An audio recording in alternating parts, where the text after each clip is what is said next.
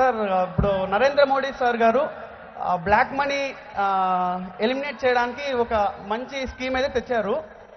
So కానీ ఇంతకు ముందునే అంబేద్కర్ గారు తన రాజ్యాంగంలో ప్రతి 20 yearsకి కరెన్సీ చేంజ్ అయితే చేంజ్ కావాలి అని అంబేద్కర్ కాన్స్టిట్యూషన్లో ఉంది సార్. తను అప్పుడే హెచ్చరించారు, కానీ అది ఇప్పుడు ఫాలో కాలేదు.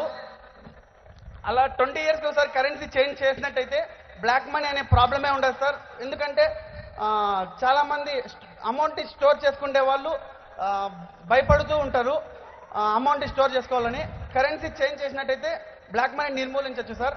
సార్ ఇంకోటి ఏంటంటే రాయలసీమ అనంతపూర్ జిల్లాకి మాత్రమే 6,500 కోట్లు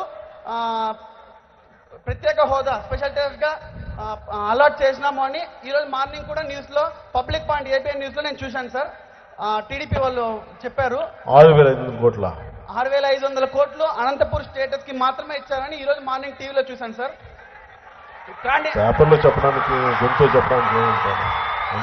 దానికి ప్రూఫ్ ఏంటంటే మా correspondent sir Sudheer Reddy sir గారు ఈరోజు మార్నింగ్ ఏబిఎన్ న్యూస్లో పబ్లిక్ పాయింట్లో లైవ్ టెలికాస్ట్ చేశారు సార్. మేము చూసాము. మా సార్ కూడా దీనికి వ్యతిరేకంగా ప్రశ్నించారు. అంత స్పెషల్ స్టేటస్ అలాట్ చేసినప్పటికీ కూడా మన అనంతపూర్ జిల్లాని కరూరు జిల్లాగా ప్రకటించారు. అయినప్పటికీ ఇంత అమౌంట్ని అమరావతికి ఖర్చు పెడుతున్నారు. అలా పెట్టే అమౌంట్ని అనంతపూర్కి ఇన్వెస్ట్మెంట్ చేసి డెవలప్ చేసినట్టయితే అనంతపూర్ కరూరు జిల్లాగా మనం ఊహించలేకుండా మార్చచ్చు సార్. సో మన జనసేన పార్టీ తరఫున మీరు ఖచ్చితంగా ఈ కరూరు జిల్లాని ఎలిమినేట్ చేశారని మేము మిమ్మల్ని కోరుకుంటున్నాం సార్. ఈ అవకాశం ఇచ్చిన ప్రతి ఒక్కరికి నా నమస్కారం సార్. Thank you.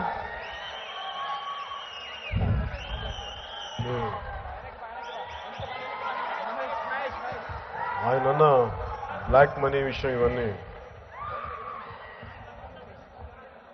ఓట్లు కొనుక్కునే స్థాయికి డబ్బులు పంచడం వల్ల ఓట్లు కొనుక్కునే స్థాయికి మనం వెళ్ళిపోయి ఈ సమస్యలన్నీ ఉన్నప్పుడు బ్లాక్ మనీని అంటే అన్అకౌంటెడ్ మనీని బయటికి తీసుకురావాల్సిన అవసరం ఉంది. అది చాలా మంచి పని, అది నేను నమ్ముతాను. కానీ తీసుకొచ్చే విధానంలో చాలామంది ఇబ్బందులు పడవచ్చు. ఎందుకంటే మనకి ట్యాక్సులు కట్టాలంటే మనందరికీ ఇబ్బంది. దానికి కారణం కూడా ఏంటంటే మనకి కష్టపడి డబ్బులు సంపాదిస్తే తిరిగి గవర్నమెంట్ మన దగ్గర నుంచి ట్యాక్సులు తీసుకొని ఆ ట్యాక్సులు తగ్గట్టుగా మనందరికీ సరైన వసతులు ఇవ్వాలి. అది కల్పించినప్పుడు జనరల్గా ఎవరికి ట్యాక్సులు పే చేయడానికి ఉండదు.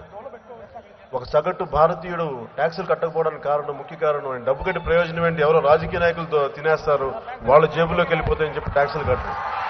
అలాగే అనంతపురం జిల్లాకి 6,500 కోట్లు ఇవన్నీ మాట్లాడతారు. కోట్లు పేపర్లో చాలా బాగుంటాయి, బయటికి కనిపించవు. అవన్నీ అనౌన్స్ చేయడానికి ఏముంది? మీకు 10,000 కోట్లు ఇస్తానంటే ఎక్కడ 10,000 కోట్లు ఎక్కడుంటాయి? అవి ఎవరికి తెలియదు. అవి ఉన్నాయని చెప్తారు. నేను మీటింగ్లో చెప్పాను,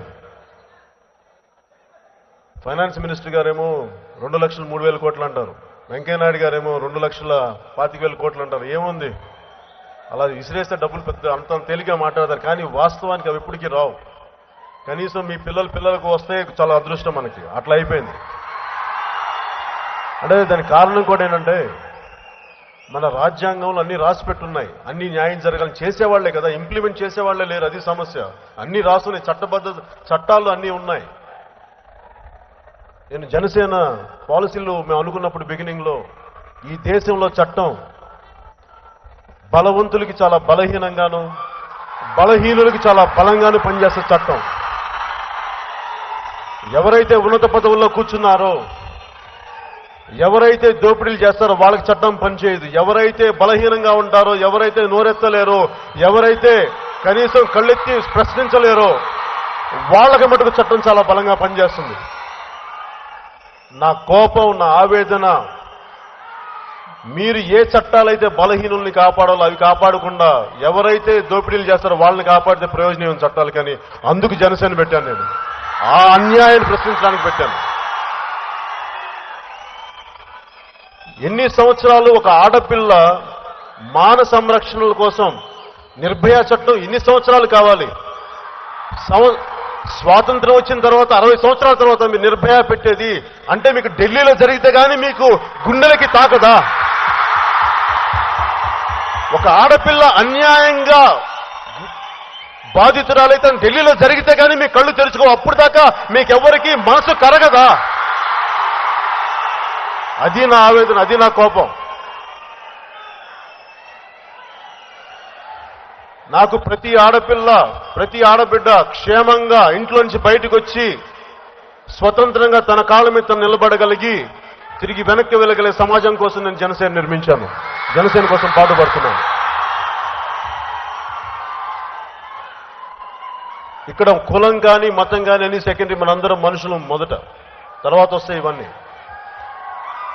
ముఖ్యంగా ఆడబిడ్డలందరికీ, ఆడపడుచులందరికీ, నా అక్క చెల్లెలందరికీ, ప్రతి ఒక్కరికి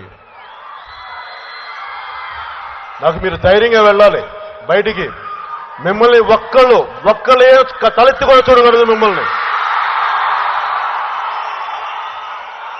మీరు ఎంత ధైర్యంగా వెళ్ళాలంటే అర్ధరాత్రి పూట కూడా మీరు వెళ్ళగలగాలి. అలాంటి సమాజం కావాలి. మిమ్మల్ని ఒక్కళ్ళు ఏడిపిస్తే 10 మంది తన్నాలి అలాంటి వాళ్ళని. అలాంటి సమాజం కోసం పాటుపడుతున్నాను. ధైర్యంగా మీ అమ్మా నాన్న బయటికి వెళ్తే ఇంట్లో మీరు ధైర్యంగా ఉండాలి. నా బిడ్డ బయటికి వెళ్తే క్షేమంగా తిరిగి వస్తాను అనుకోవాలి. అంతేగాని బిక్కుమంటూ బతకూడదు. మీరు ధైర్యంగా ఉండండి, ఎదురు తిరగండి. ఎవరన్నా ఏదంటే చెప్పు తీసుకొట్టండి వాళ్ళని. నేను ఈ దేశం బాగుపడాలంటే ఆడబిడ్డలు క్షేమంగా ఉండాలి. మీరు ధైర్యంగా ఉంటేనే మీరే సమాజాన్ని మార్చగలరు. మీరు ధైర్యంగా ఉంటే స్పెషల్ స్టేటస్ రాకపోతే మెడల్ వంచి తీసుకునే సత్తా మీ దగ్గర నుంచే ఉంది. అబ్బాయిలకి ధైర్యం లేకపోతే మీరు ధైర్యం ఇవ్వాలి. మీరు కొట్టండి, పోరాడండి అని చెప్పి వాళ్ళ చేత చెప్పించుకుంటారా? మీరు పోరాడతారా? మీరు మేనిఫెస్టోలో చెప్పిన మాటల మీద మీరు నిలబడలేనప్పుడు దానిని మీరు తప్పించుకొని మాయ మాటలు చెప్తే మటుకు నేను శత్రువునే, చాలా బలమైన శత్రువుని.